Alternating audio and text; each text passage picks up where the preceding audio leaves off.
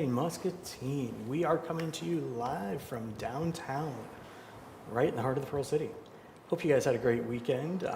It was super busy for a whole bunch of area families.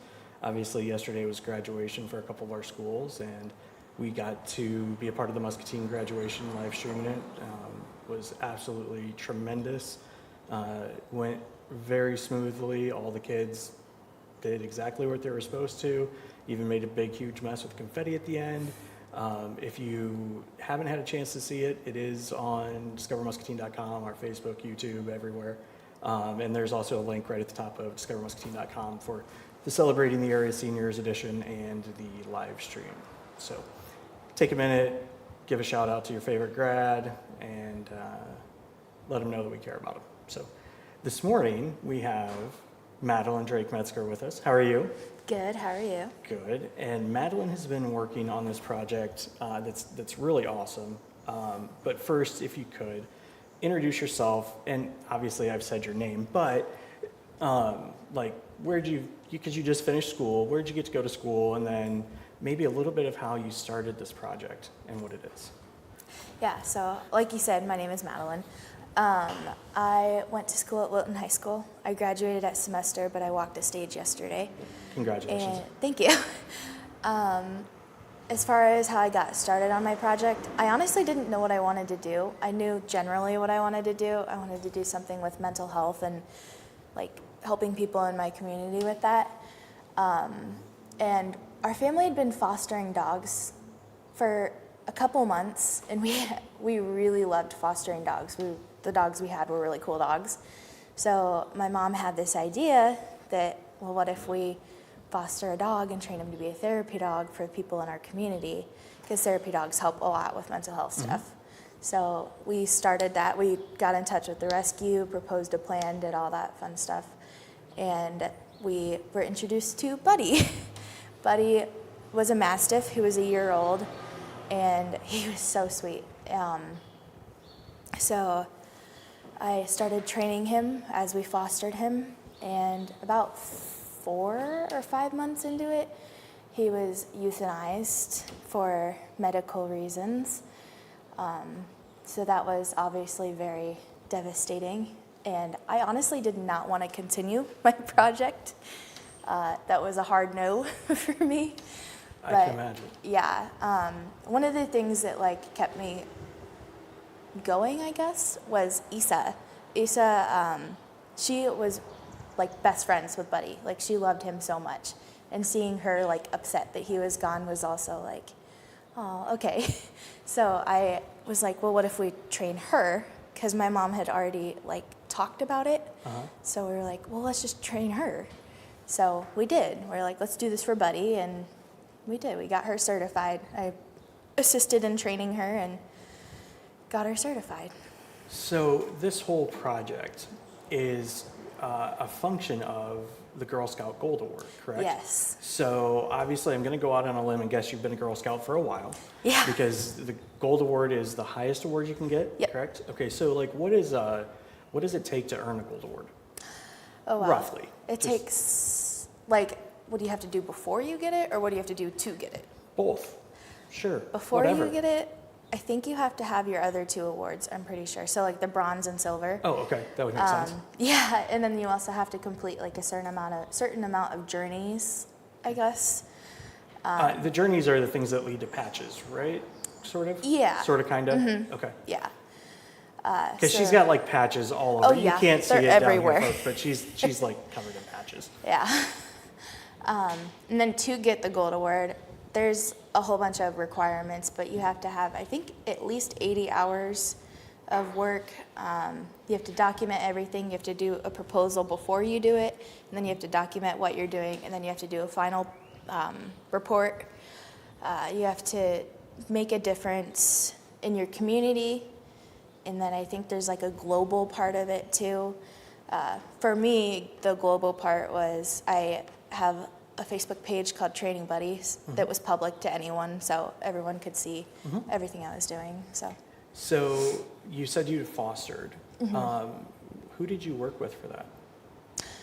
It takes a village. Takes a village. That's kind of what I thought. Yeah. Yeah. So obviously they've been doing tons of great stuff down there, and this is just another one of those things that, you know, it gives a new resource for the community, having a therapy dog, but also, you know, it takes advantage of what they've already built, the Right. existing structure inside of Girl Scouts, and away you go. So how did you find, because I know becoming a therapy dog isn't easy, right? So No. like, how do you find the like program to be able to know how to train a therapy dog? We actually worked with Gray Canine. We worked with Whitney Gray, and she helped us. She assisted us in. She basically trains us how to train the dog, Gotcha. which she's great. We So love her. do you think you could do it again? Yes, I'm trying to do it again with my dog. Really? Yes. Nice.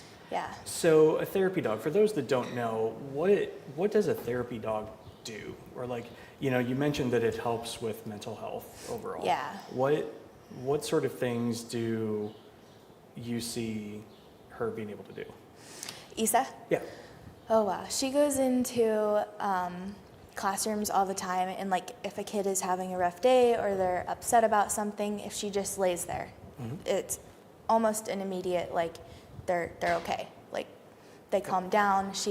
They're able to pet her and lay on her and snuggle with her, and she just lets it happen. Like she just lets whatever happen, and it calms them down Yeah. and it helps them. And even kids that aren't having a bad day, like she's just there. She's Who doesn't love a dog? right, exactly. And it's kind of cool. So, you know, my daughter spent a lot of time at the University of Iowa Children's Hospital, and they would Yeah. have therapy dogs come through, and that's exactly what it is. They just kind of, you know, brighten everyone's day, right? Because Yeah. there's no judgment, there's no anything. They're just Right. there to be happy and have fun. And then my son's school, Mulberry, has a therapy dog Yeah. family that, you know, Finley can be an adventure sometimes, but 99% of the time does a great job of just that, helping kids that are having a rough day, just Yeah. sort of like recenter and like pause, get everything under control, and then go about their day, which is great. So. Absolutely.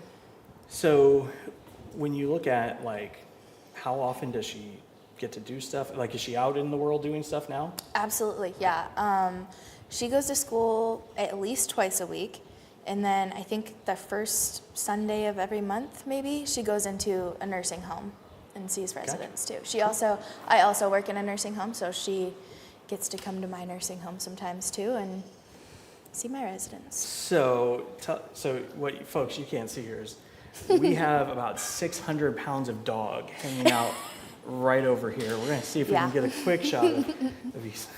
Just sort of chilling out at, so this is these. Oh, Mom left her. Oh, do you need a therapy dog? Here, Oops. here, come. Here, come. Here, come here. Come here. Hi, how are you? Holy cow, you are a lot of dog. So, St. Bernard? Yes. So now I would have thought with all that whimpering, she might be part husky. Yeah. Oh, yeah. She talks a lot. They call her Issa Jean the drama queen. See, I mean, like, 'Cause see she's me dramatic. smiling, like, you just, like, how can Yeah. you not be having fun? Can I ride her? Like, easy. Right? Holy cow. Probably could. Yeah, she's a big She's- girl, but holy she's such a softie. She's so She- sweet. Issa. She looks like she's so, like, peaceful. Yeah, she is. She's very calm. She's, that seems like a really nice, whoop, yep. I suppose we can unplug that now. Wow, what is she, like, 2.5 feet tall?